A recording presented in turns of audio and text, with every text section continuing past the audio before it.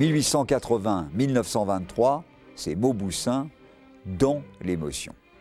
Alors, il y a d'abord, dans ces années-là, un phénomène tout à fait important, c'est la mise en exploitation des mines de Kimberley en Afrique du Sud. Elles viennent d'être découvertes et de ce fait, le diamant va devenir de moins en moins rare et ça correspond également chronologiquement à la montée en puissance des fortunes industrielles. N'oublions pas qu'à l'époque, en France et en Europe, on assiste au take-off industriel, à l'émergence de ces familles qui vont s'enrichir, qui vont d'ailleurs s'enrichir considérablement et qui vont être particulièrement friandes de diamants et de bijoux réalisés à ces diamants. La France connaît, très momentanément, une accalmie politique. Et c'est à ce moment-là que Georges Mauboussin, le neveu des Nourris, qui est d'abord apprenti chez son oncle, finit par prendre la direction des ateliers en 1883. En 1898, Georges Mauboussin devient d'ailleurs le seul maître à bord. Si la période est, comme on l'a vu, apaisée, si la bourgeoisie s'enrichit, si elle aspire à porter des parures réalisées en joaillerie, il n'en demeure pas moins que le jeune Mauboussin se trouve face à une concurrence nettement plus marquée. Évidemment, plus la demande devient forte, plus l'offre va se structurer.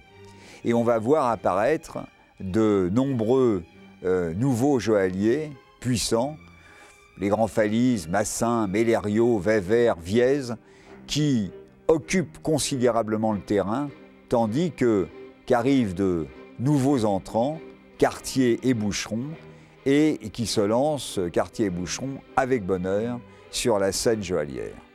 Paris devient la capitale du meilleur savoir-faire de la planète en matière de joaillerie. D'ailleurs, Paris est presque à ce moment-là le lieu où la joaillerie trouve pleinement ses lettres de noblesse.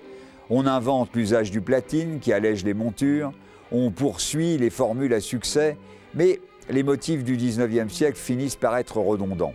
La fleur de lys, les rinceaux, les palmettes, les guirlandes de fleurs, les nœuds de ruban façon Marie-Antoinette, encore et encore, les femmes sont si conventionnelles qu'elles sont pour la plupart fermées aux formules proposées par l'Art Nouveau, qui avec ses lignes en coup de fouet et ses évocations de femmes évanescentes, entretient une réputation sulfureuse. Pourtant, c'est sur cette émergence de l'Art Nouveau que Mauboussin va aller chercher les fondements de sa différenciation. Déjà à l'époque, Mauboussin s'insurge contre une définition graphique basée sur de trop grands classiques. Alors, Mauboussin laisse à ses confrères le développement de ces objets-là et préfère aller dans le domaine de l'Art Nouveau.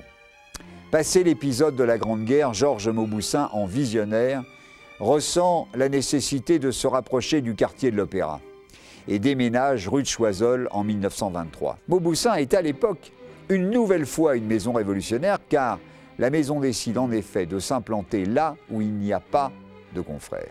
À cette occasion, M. Mauboussin va réorganiser les tâches, contrôler toutes les étapes de la fabrication, placer les ateliers de lapidaires et les diamantaires au sommet de l'immeuble.